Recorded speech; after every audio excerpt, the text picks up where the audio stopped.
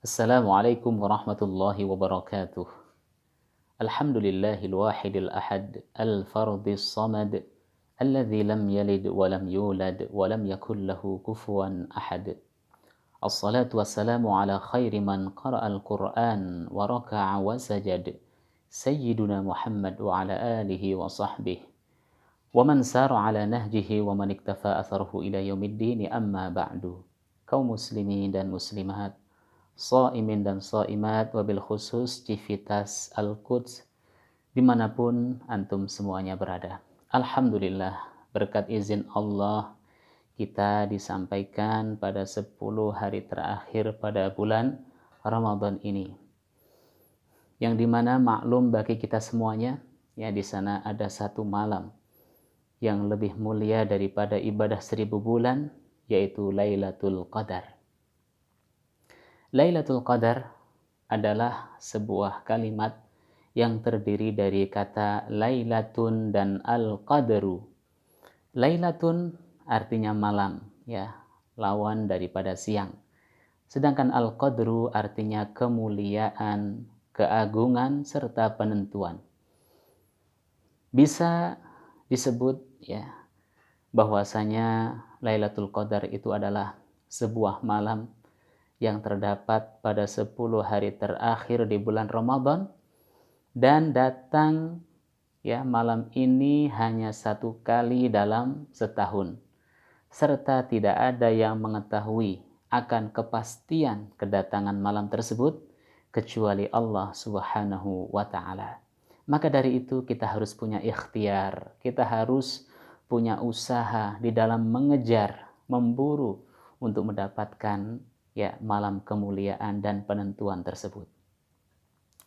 Adapun penyebab, ya, penamaan daripada Lailatul Qadar sebagaimana dikatakan, ya, oleh para ulama, karena Allah menentukan rizki, jodoh, serta ajal manusia pada malam tersebut. Kemudian ada juga yang mengatakan, ya, karena keagungan dan kemuliaan Allah, ya, dikhususkan pada malam tersebut. Ada juga yang mengatakan Al-Quran diturunkan pada malam tersebut, dan masih banyak lagi, ya, pendapat-pendapat ataupun tafsiran daripada ulama akan penamaan daripada Lailatul Qadar. Kaum muslimin yang dirahmati Allah Subhanahu wa Ta'ala, lebih penting dari itu, ya, apa kiat-kiat untuk menggapai malam Lailatul Qadar? Baik. Di sini ada beberapa kiat dan tips, ya, agar kita termasuk orang-orang yang beruntung mendapatkannya. Yang pertama adalah qiyamul lail, yaitu menghidupkan, ya, 10 hari terakhir ini dengan berbagai aktivitas ibadah. Baik itu ibadah qauliyah, ucapan, ataupun ibadah fi'liyah. Sebagaimana sabda Rasulullah sallallahu alaihi wasallam, "Man qama ramadhana imanan wa ihtisaban, ghufira lahu ma taqaddama min dzambih." Ada juga riwayat yang mengatakan man qama lailatal qadri. Jadi ada man qama ramadhana, seluruh, ya, bulan Ramadan. Ada yang dikhususkan man qama lailatal qadri, ya, yaitu yang beraktivitas ibadah pada malam Lailatul Qadar.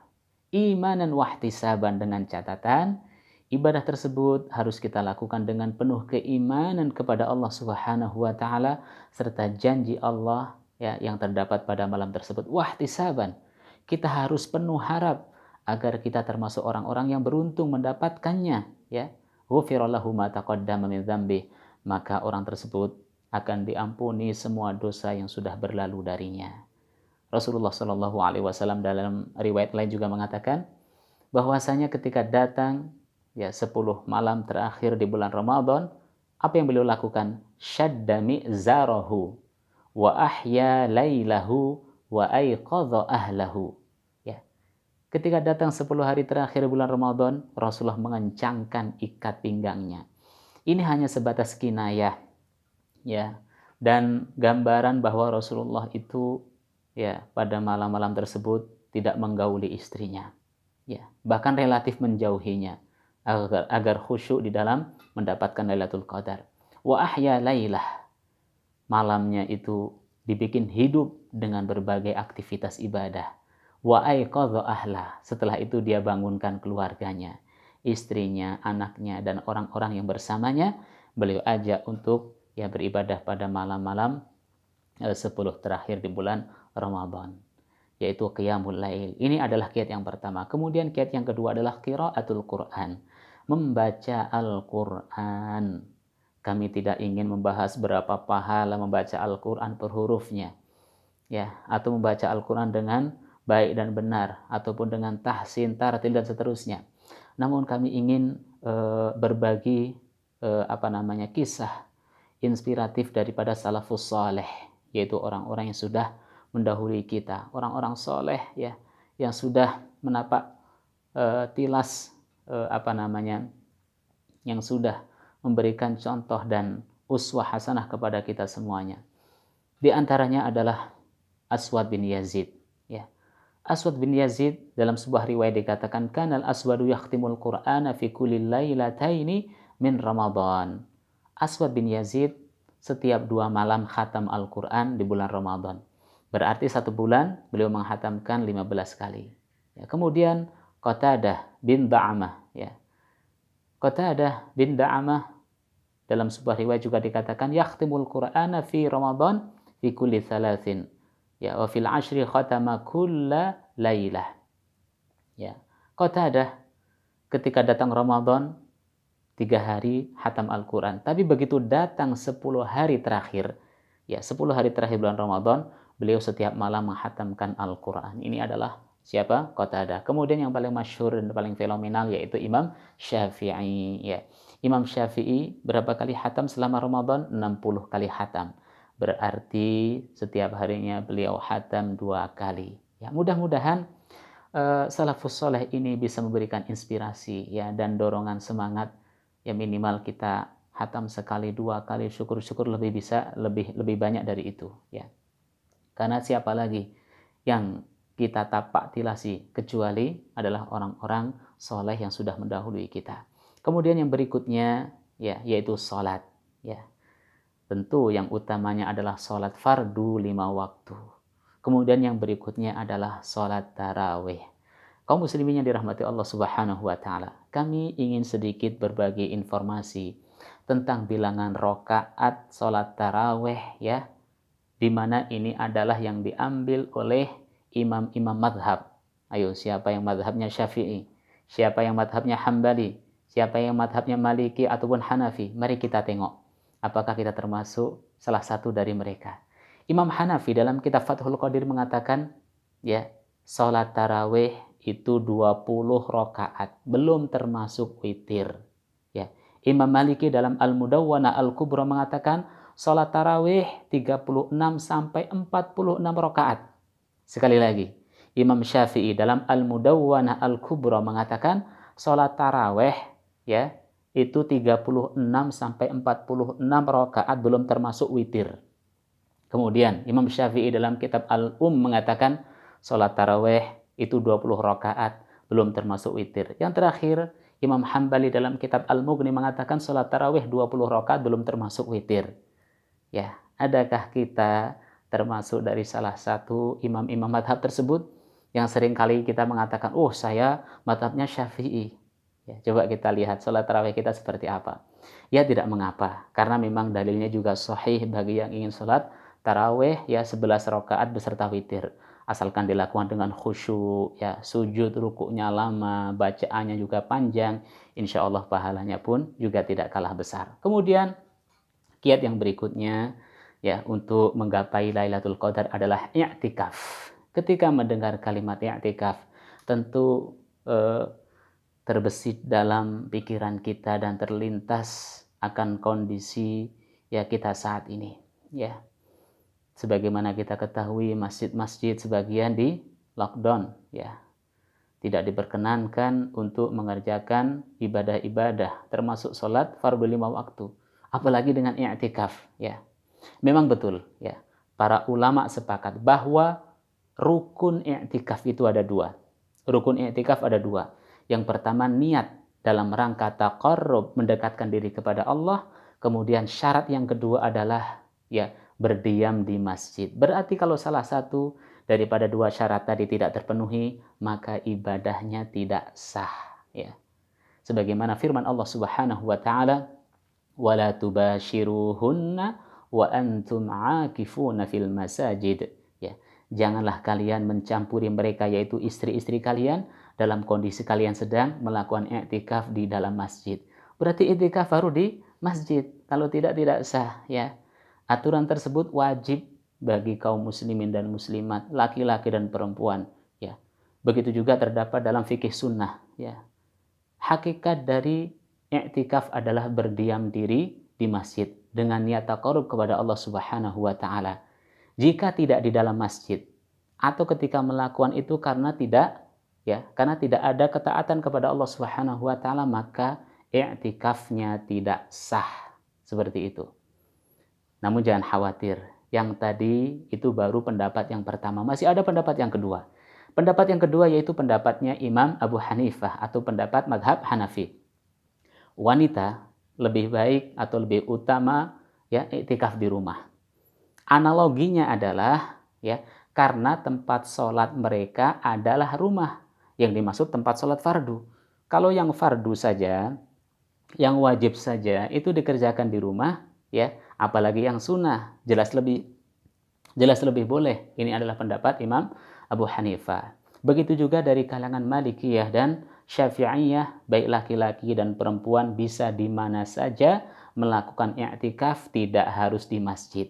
Namun ingat, pendapat ini adalah lemah. Ya, pendapat ini adalah lemah karena Rasulullah Shallallahu Alaihi Wasallam dan para istrinya itu senantiasa i'tikaf di dalam masjid.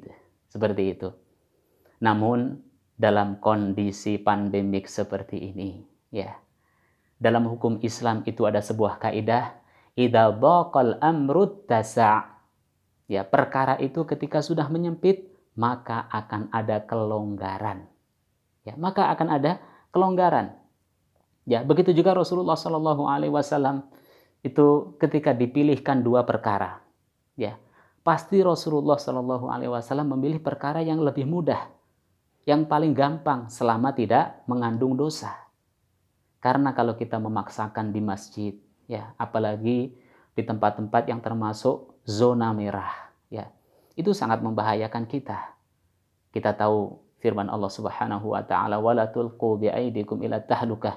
Janganlah kalian mencampakkan diri kalian dalam kebinasaan. La darar wala dirar. Tidak boleh membahayakan orang lain dan tidak boleh menceburkan diri kita dalam bahaya. Maka dari itu, ya, busyra, good news bagi kita yang memang rindu akan i'tikaf, ya. Meskipun dalilnya itu lemah, namun ini bisa dijadikan sebuah hujjah dan dasar dalam kondisi seperti ini. Ya, dalam kondisi seperti ini.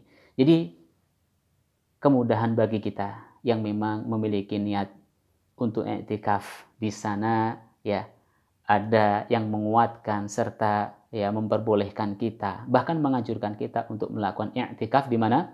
Di masjid. I'tikaf di mana? Di rumah.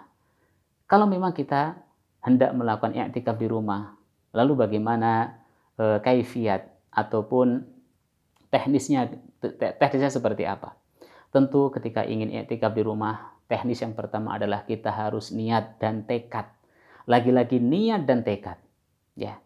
Karena saya yakin i'tikaf di rumah itu tidak sebaik i'tikaf di masjid. Namun ingat, niat itu tidak akan menghalangi ya orang tersebut untuk mendapatkan pahala. Niatul mukmin khairun min amalih. Niatnya seorang mukmin itu lebih baik daripada amalnya, ya. Asalkan niat kita tulus, ikhlas dan benar-benar sedih karena tidak bisa i'tikaf di masjid, kemudian menggantikan di rumah, insya Allah pahalanya pun sama dengan yang i'tikaf di masjid. Kemudian yang berikutnya adalah kita harus ya menetapkan tempat khusus di rumah kita. Misalkan ada yang punya kamar tidak dipakai, atau memang ada kamar yang memang biasa digunakan untuk beribadah. Nah, selama 10 hari terakhir dalam rangka menggapai Lailatul Qadar, jadikan tempat tersebut ya lokasi khusus untuk i'tikaf. Kemudian yang berikutnya adalah harus memperbanyak aktivitas ibadah. baik itu ibadah yang sifatnya qauliyah, ibadah-ibadah yang sifatnya ucapan, atau ibadah fi'liyah, ibadah yang sifatnya yaitu dengan gerakan, ya. Ya. Perbanyaklah amal ibadah tersebut di ruang tersebut. Kemudian yang terakhir, ya, di antara kiat-kiat untuk menggapai Lailatul Qadar adalah kita harus memperbanyak amal soleh. Amal soleh, amal kebajikan. Baik itu yang sifatnya hablu minallah atau yang sifatnya hablu minan nas. Ya. Terkadang kita itu sedikit jomplang. Ya. Hablu minallahnya luar biasa. Secara vertikal kita tidak salah-salah. Namun kita sering luput ya bahwasanya di sana ada ibadah sosial hablu minan nas yang dimana pahalanya tidak kalah besarnya dengan hablu minallah seperti itu. Maka dari itu gunakanlah waktu-waktu di 10 hari terakhir ini untuk memperbanyak amal soleh. Wabil khusus ketika kita memiliki kelebihan rizki, berbagi, ya, bisa berkata-kata baik, menasehati, ya, bisa berbagi ide, ya, kita harus bisa memberikan solusi dan seterusnya. Insya Allah itu adalah perkara-perkara yang akan menyampaikan kita di dalam mendapatkan Lailatul Qadar. Mudah-mudahan kita termasuk orang-orang yang dapat keberuntungan yaitu dengan menggapai dan mendapatkan Lailatul Qadar pada tahun ini. Amin ya rabbal alamin. Hadanallahu wa iyyakum ajma'in wa billahi taufiq wal hidayah. Tsumma salamullahi alaikum warahmatullahi wabarakatuh.